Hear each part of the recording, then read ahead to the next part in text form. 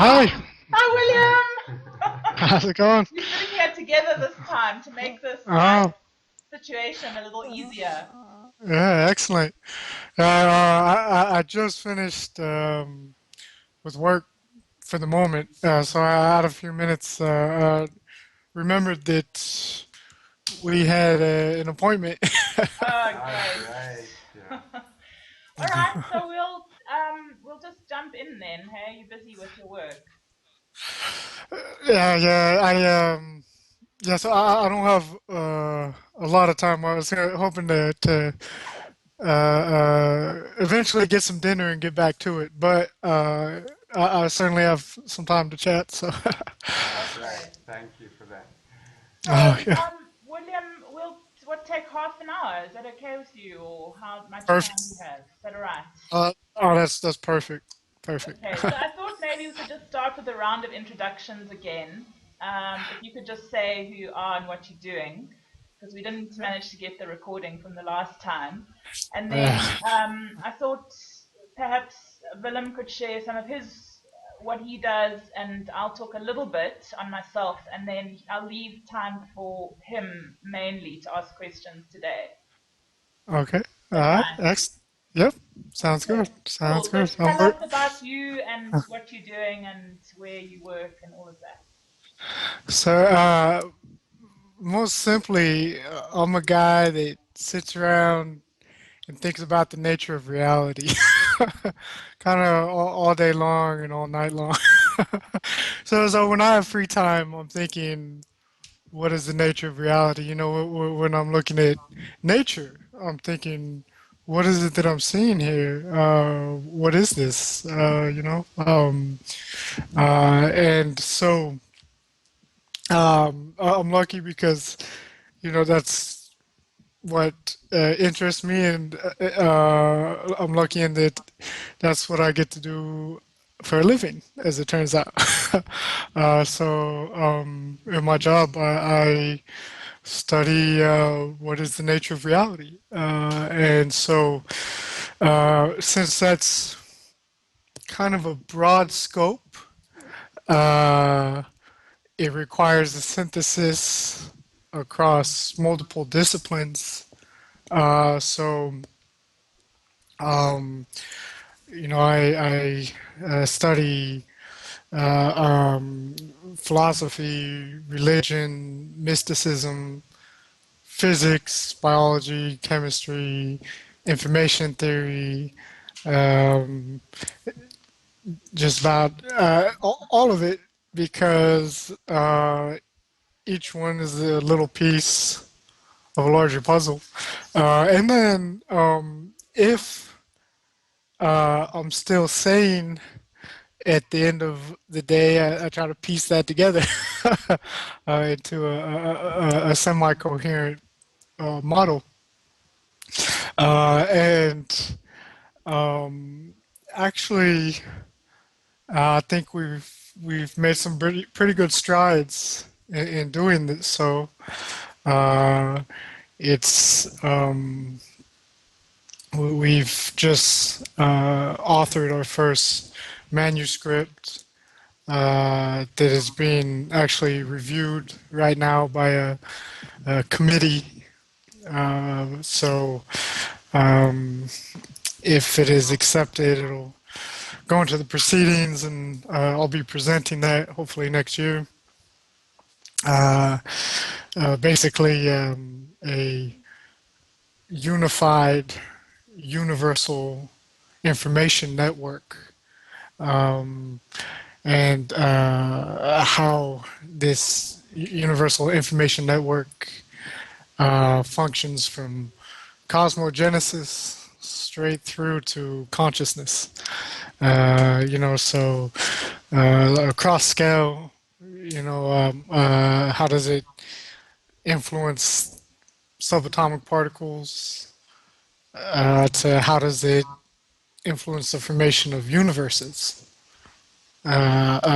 So it's um, it would seem like a pretty ambitious thing to do, but we're just humbly taking a little stab at it and say, what if it kind of involves something like this? What could we explain under this model? So, um, and so, in addition, though, we also teach. I love to teach, and so we've been working quite extensively on the Resonance Academy, and the pilot delegate level one program is in full swing. We're about halfway through it, and it's a place where you can enroll and take classes and learn all about this. Fantastic. Yeah. What a vast field. Yes. Okay, yeah, so uh, I'm Willem Smuts, and I'm a holistic therapist or a quantum therapist, and I'm also one of my passions is conscious dancing in the form of bliss dance and also inspiration dance. And what really fascinates me is the power of consciousness, of a consciousness level or an energy field that's set up, and what that effect is on our health and our well-being. So that's really. So I'm also deeply passionate about consciousness. I'm specifically, I've done a lot of reading and experiential processes around non-dualism. So that's really my area of interest. And then, yeah, I studied civil engineering way back, so there is a bit of a physics background, but I'm very deeply interested in metaphysics and yes, science of consciousness as well. So, yeah, what you're saying I find totally intriguing. Amanda? Okay, I'm Amanda, and I met William at 2011 in November at the UFO Science and Consciousness Conference, and it's been kind of collaborating on getting online, getting some ideas together, and sharing it on this side of the planet, where Genesis was, and now regenesis is happening. So my interest is also in the nature of reality, mainly through Ramtha School, kind of having been there 15 years and really seen amazing things about who I am that I would have never known had I not had a teacher say, this is who you are, this is what reality is, and this is, this is a possible scenario for um, enlightenment. What is enlightenment? These kinds of ideas. So uh, we collaborating at the moment here in South Africa to just keep making a platform to bring these ideas out and just allow more and more people to kind of plug in a way to the work that you're doing at the Resonance Institute and to help just to help hold that resonance here in South Africa. So to get more and more and more people at a certain level of kind of thinking, or awareness or whatever, and see if we can create a new paradigm together. And that's my ongoing interest, and that's why it's so great to connect with you, because you're doing wonderful work, and it's just like it's a bit of an anchor in a way, so that we can all create this great, vast, global network of fifth dimension and beyond. Yeah. Because we're all doing very complementary work, and when we come together and bring each of our respective uh, passions together. It's a very useful tool if somebody would wish to use it, and that's a very transformative system to help the larger community that's bringing along the new paradigm as well. So, Right. Well, thanks for your time on that. yeah, oh yeah. So I'm going to hand over to Willem for a while, and he'll ask a couple of questions, and then we'll see how we go in terms of time. Excellent, Yeah, excellent. so something that I've observed in dancing, so that I'd just like to get your input on it, is that I've observed that it seems that the energy state or the consciousness level, energy field in the room where people dance affects the way that they dance in a very big way. So the music that I choose and also the amount of freedom of that people are given so that their authentic expression arises, and as the vibration goes higher and higher, it seems that there's a lot more freedom of expression that arrives. So people arrive and their movements are small, their movements are more linear, and as the class progresses, they do start doing these complex movements and start doing swirls and jumping in the sky and to do things that I would never imagined that they were able to do. And it seems they're not able to do it outside of that room.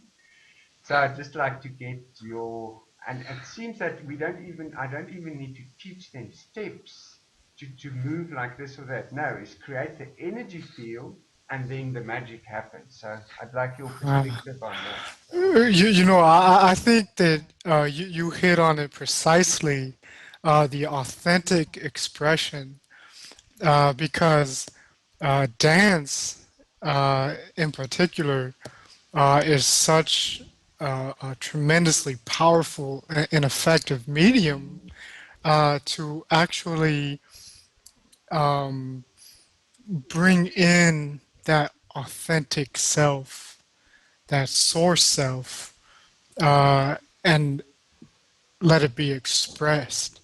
So essentially, what you're doing is setting up, in this perspective, setting up an environment in which that connection, which is very real and very tangible, can begin to actually experience the flow of energy, of information that corresponds to the authentic self, the original self.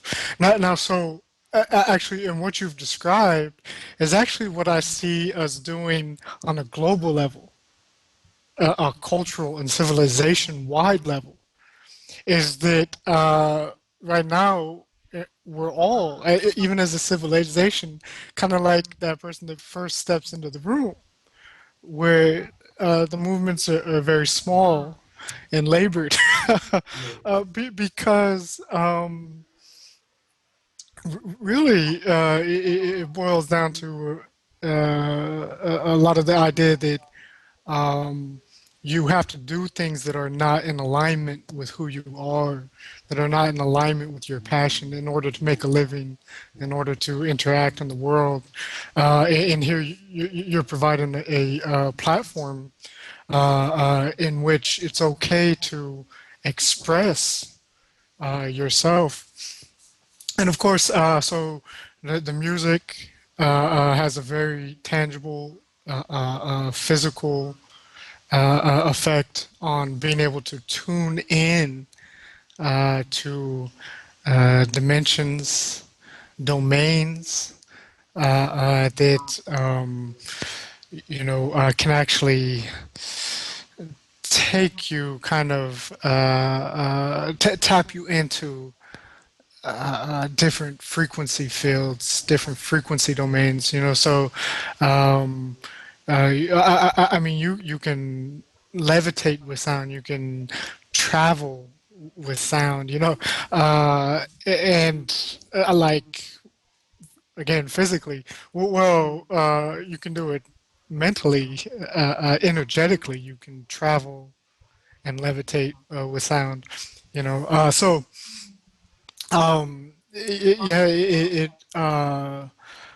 really is that it's opening up the receptivity channels of the body, which like the microtubule network of the body, the cytoskeletal network, the tissue matrix. These are all getting into a heightened sense of receptivity, and the information from your larger self is coming through, and the body becomes vastly more creative, vastly more capable. And so, this can go beyond just dance. You can do this in a variety of different formats as well.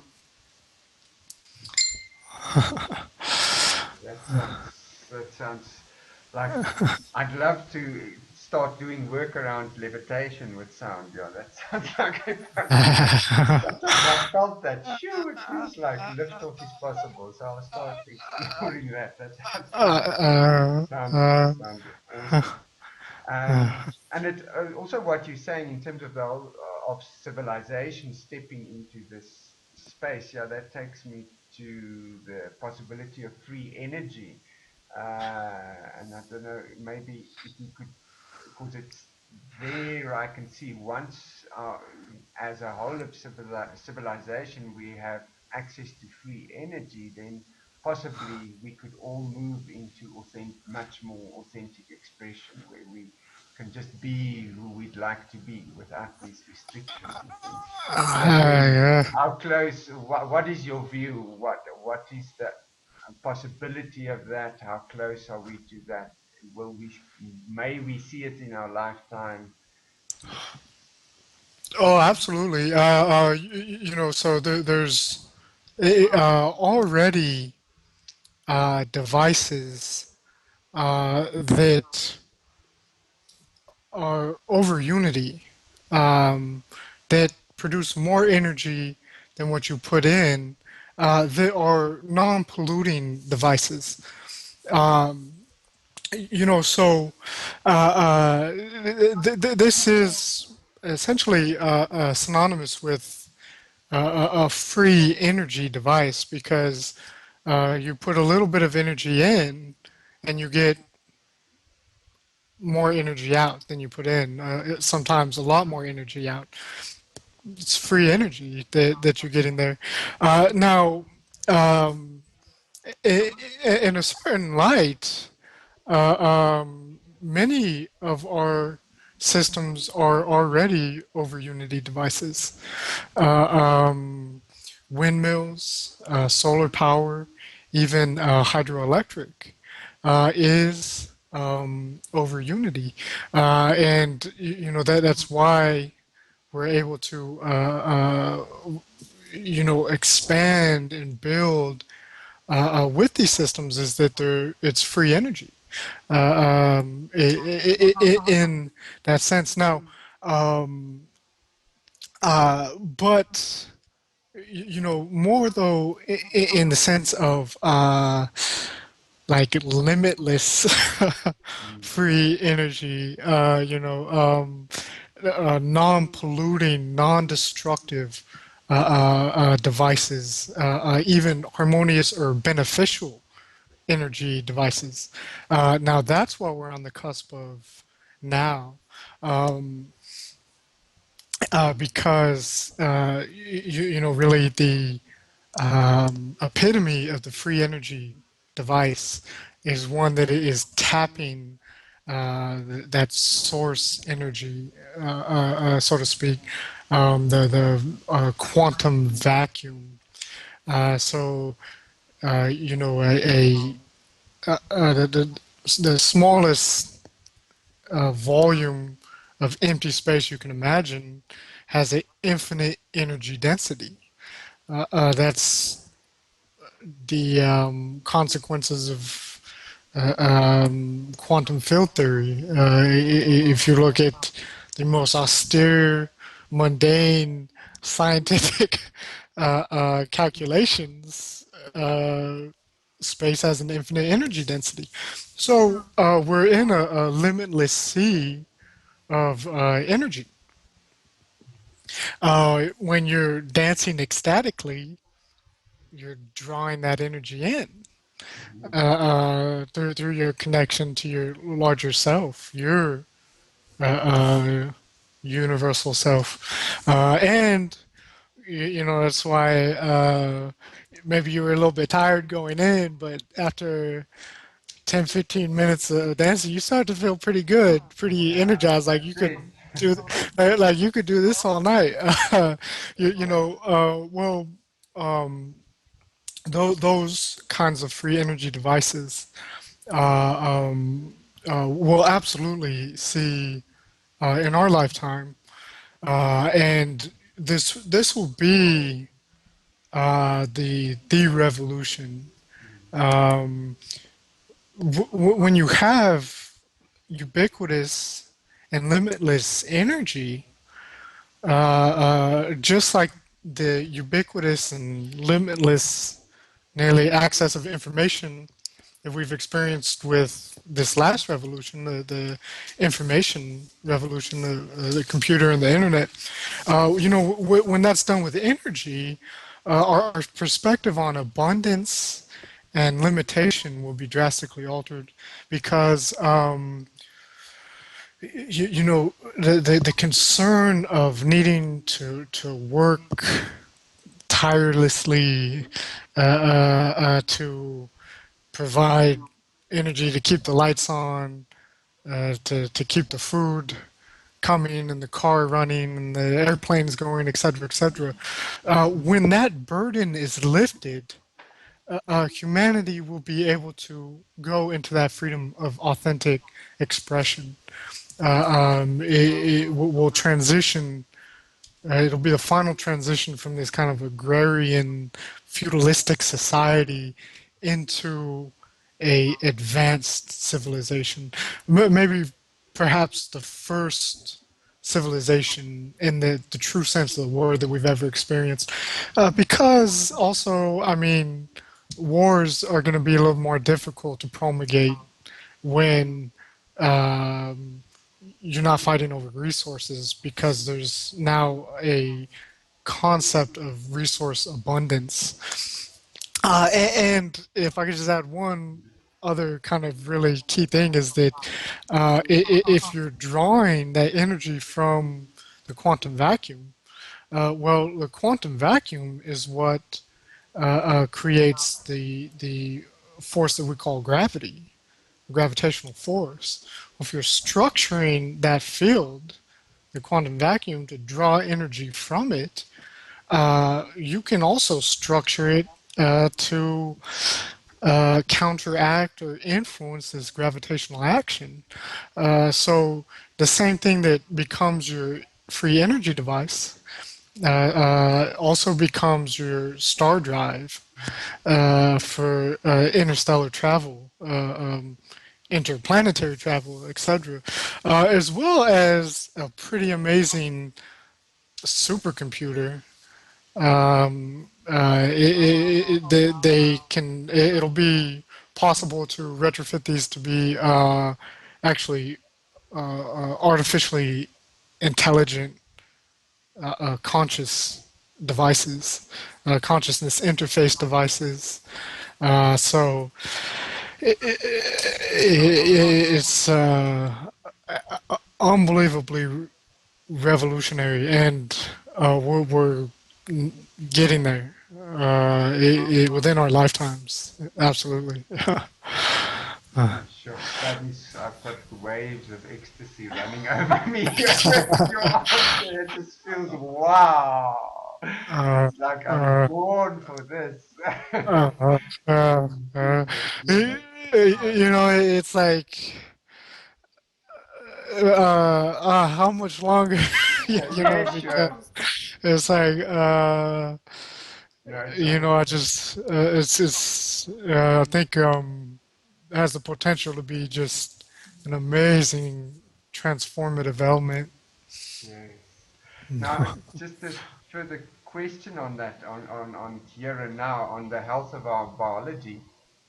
I've heard you speak about the importance of when we step out of the fear cage and then we free our biology up, our biology starts transforming, we connect cosmically. But right now it seems, from my perspective, that the foods that we eat that are full of toxins and pesticides, there's the Roundup in the wheat and there's other pesticides and it's just having such a big effect, the metals in the fish. So personally, I'm choosing not to eat those foods and I'm choosing to eat organic. But I'm also working with a concept that yes, I should be able to change the subatomic structure of food that I eat and to make it harmonious. What is your approach there to resonance into? Do you change it with Uh, your mind or do you grow? so, on the latter approach of, you could call it transmutation. Yes. You know, the universe is fundamentally holographic, and it's fundamentally intrinsically linked with our consciousness, and so you have the ability to change what seems physical and unchangeable. The only thing is that that requires a pretty high level of connectivity, of resonance. So you have to be in a pretty a high vibratory state, so to speak. You have to be functioning on a level that um, it's a little bit paradoxical. Paradoxical. You have to be functioning on a finer scale level, physically, physiologically, not such a grosser level. When you're at that finer level, things are much more malleable. You can transmute toxins that you take into the body. You can draw on subtle energies as well. But that is not always the easiest thing to get into that kind of state. It takes, for many of us, it takes work. Meditation practices, fasting, uh, um, cultivation techniques to be able to have that kind of sensitivity, that kind of awareness, and hence that kind of ability. So I certainly wouldn't rely on that exclusively, because as we are in a much more grosser level of reality, not as refined, not as subtle. We're dealing with what seems like much more tangible, much more physical. We're not at that we're not interacting collectively on that information template level so much. Well, there's a few of us that are exceptions, but at that level, it's much easier to uh, uh, take herbs and supplements and substances that chelate, cleanse, and detoxify the body. These are widely available. I know a particular source that has high potency, high quality, all organic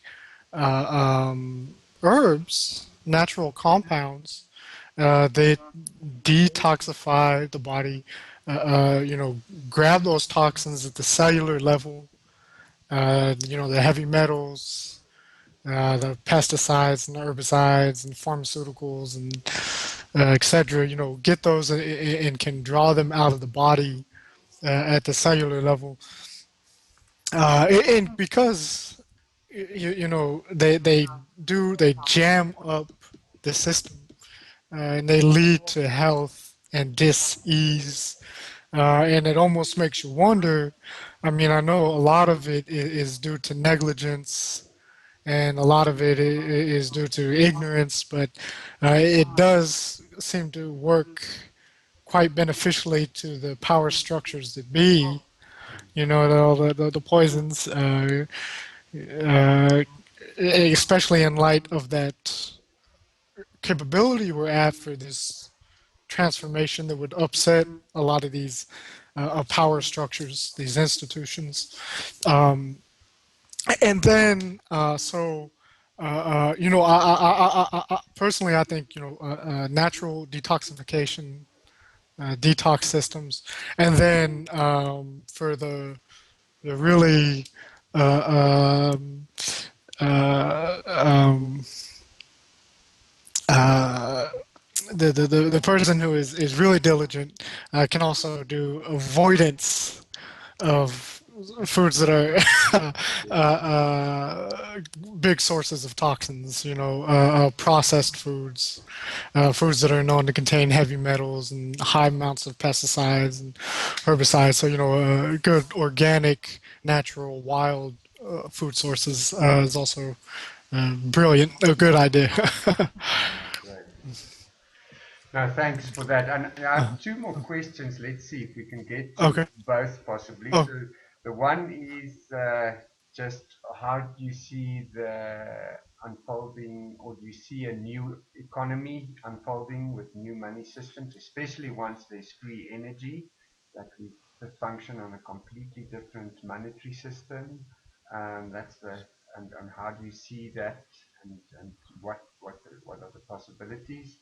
And the other one is, what tools do you uh, personally recommend for people stepping out of the fear box? What, in order to live a life of love in harmony with the universe, set up coherent fields for our own biology, those kind of tools. So those are the two questions.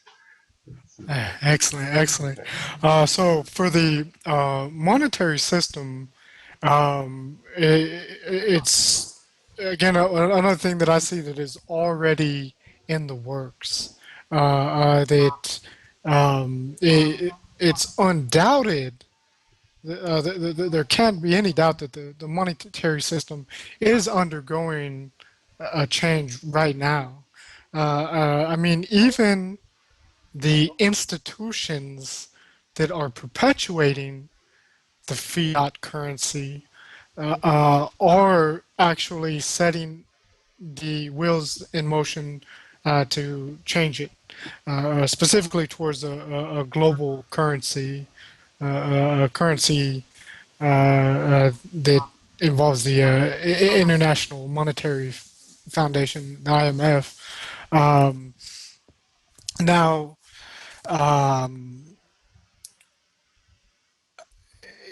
they might not foresee, though, this potential technological revolution that's coming.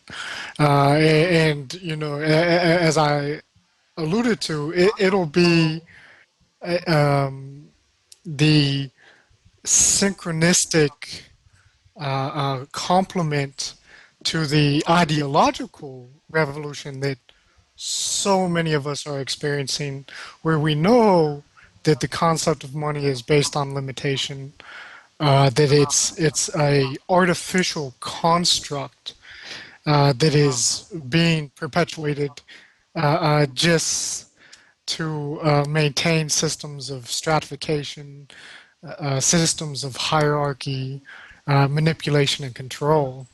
We know that, and we know it's artificial. But so is the concept of limitation and scarcity. It's artificial. The universe, our world, is unbelievably abundant. It's unbelievably syntropic, harmonious, and life-giving. by its very nature. Now, the technology will complement that because it'll be tangible. Abundance incarnate manifestation. And so I think that um, it'll be an incremental process. I actually kind of think that it would be best to be an incremental process as a learning endeavor, a lesson, because if we can't get the current system to work, uh, perhaps it's a little premature to jump into another system. What if we at least got the current system to work first? Uh, in that you don't have poverty, deprivation, huge classism, social stratification, Yeah. just unbelievable inequality, uh, uh, which is built into the system. So I think that first transforming that, which could easily be done in a short amount of time, very quickly. But then it's like an acclimatization. You see that under a much more egalitarian system, you begin to see that do we really need this medium? I mean, you know, I'm contributing to society because it's what I want to do. It's what I love doing. As long as I have the resources that I need to do that, I don't need monetary remuneration. So I think that eventually we could transition out of that where, the true base unit of the economy will be realized, which is the human being. The human being is the base unit of value in any economy, in any civilization. Where we have that completely twisted right now, where the base unit of value is this abstract item, and the motivation of the system is to just get more of that in and of itself. That's the purpose. And get more money for the sake of getting more money instead of, the true value, the real value of healthy ecosystems, healthy neighborhoods, healthy cities and towns, healthy people, productive and cooperative people, healthy living systems, creative systems. That is value. That is economic currency. And I think that we can really undergo a shift in values, a revolutionary shift in our ideological value system, where we realize what is of true value, and that becomes the currency, the current energizing the system, and not an artificial and detached construct that serves a very, very small percentage of people and doesn't actually even serve them that well. So, yeah, again, I think it's an inevitability. It's inevitable. And so, on the final question, to step out of um, for an individual, what kind of practices or mindsets can they use to step out of a fear-based way of living? It's well, you can even recognize initially that it's a habitual thing for so many of us. Uh, uh, um, we were inculcated with it as children because it's part of our long cultural heritage to be in fear, and then it's reinforced throughout life with various experiences, so that it becomes habitual. So it becomes what's known, and what's known is comfortable, even if it's uncomfortable. We'd almost prefer to be in the known and be uncomfortable than to step into the unknown, which might be more comfortable. But uh, understanding, if maybe even if I can approach it from a scientific perspective, understanding that, nature in the world is not inherently um, a survivalist. It's not inherently a dangerous place. By its most fundamental nature, the world is very life-giving. That's why uh, it's a veritable Garden of Eden on this planet. So much life that has been supported for billions of years. If it really was a survival of the fittest, if it really was an inherently dangerous place, life could not have thrived. A simple observation shows that this is a pretty life-friendly world you're in. Mm. It's a pretty life-friendly place. Now, so that's kind of touching a little bit on maybe the scientific basis of why you might consider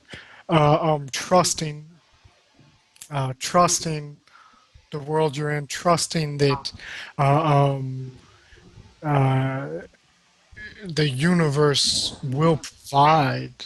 The universe is a big enough and intelligent enough system that it can manage to provide for each and every one of its elements that are an intrinsic part of it.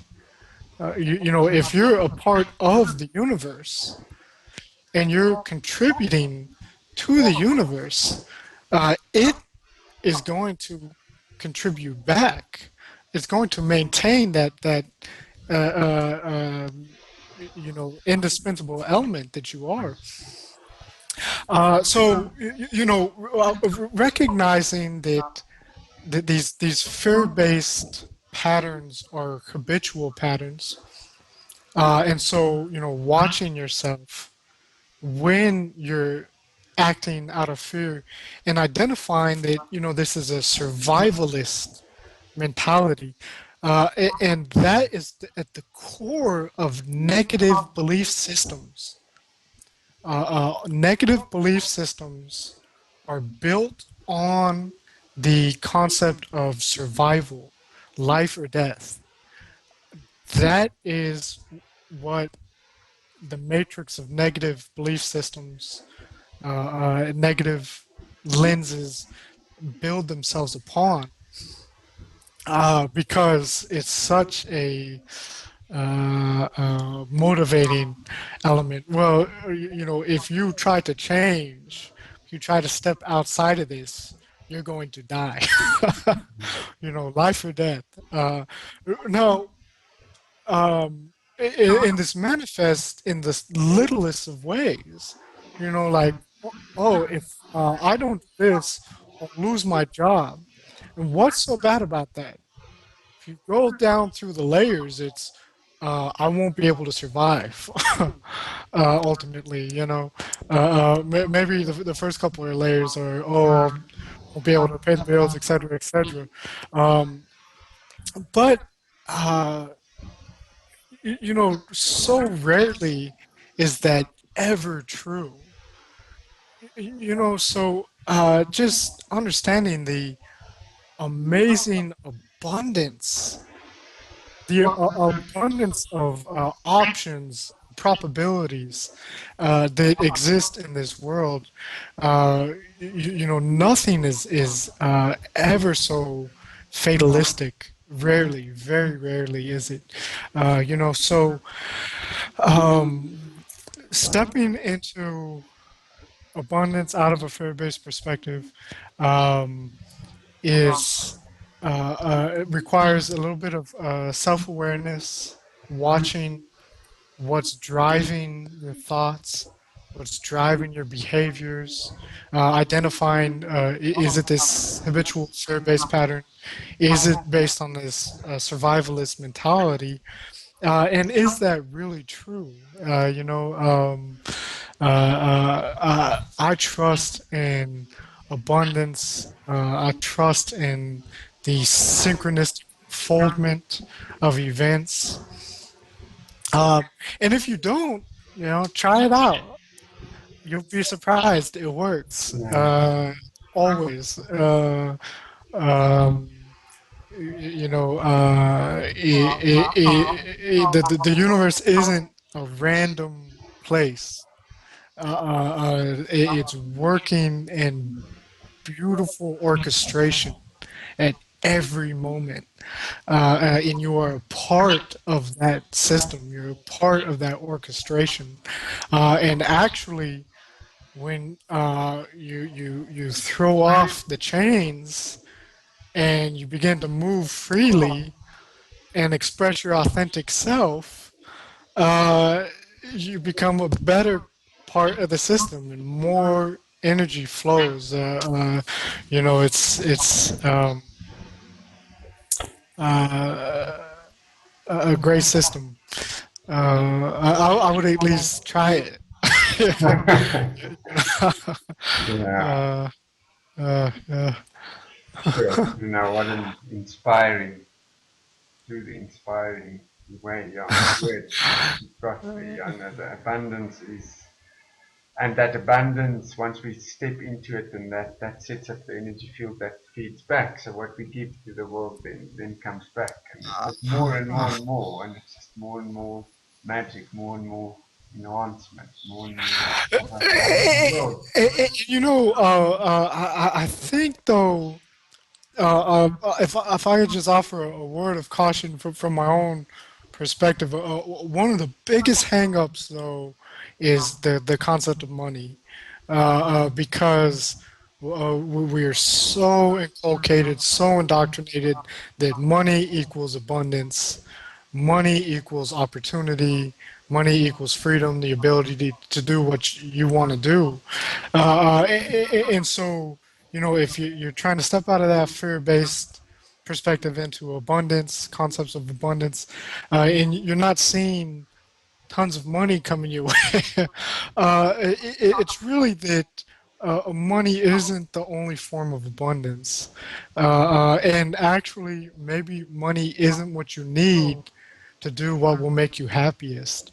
So, I would just caution, like, don't look towards money as the indicator of your level of success in living abundantly and without fear, because um, I just know for myself, for years and years of living this kind of synchronistic unfoldment, it didn't involve money.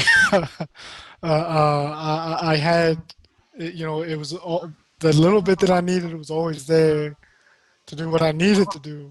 But on the really big things, they brought me large amounts of happiness and advancement, etc. It didn't involve money.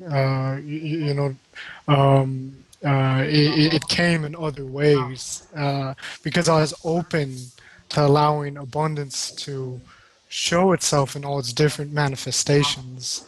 I just think that can be such a big hang up. It's really important to understand that. Maybe you don't need the money. uh,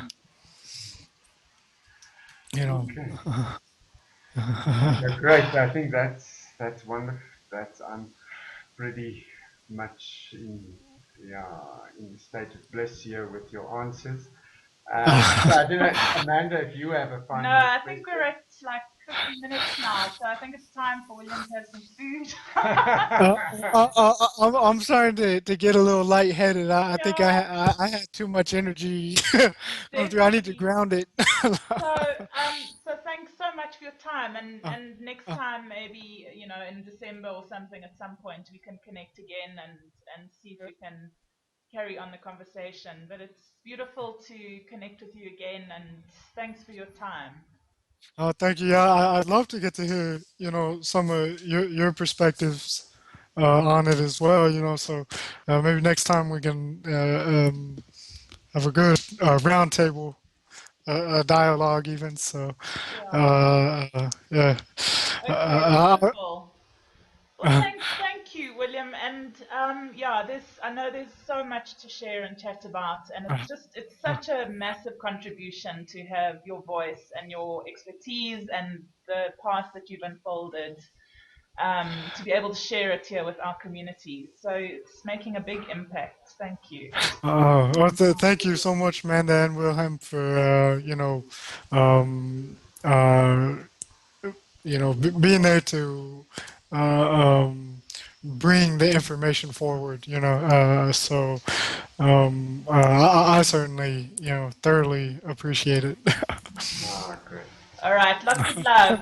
Lots All of love. right, lots of love. Bye. Thanks. Bye. Thanks.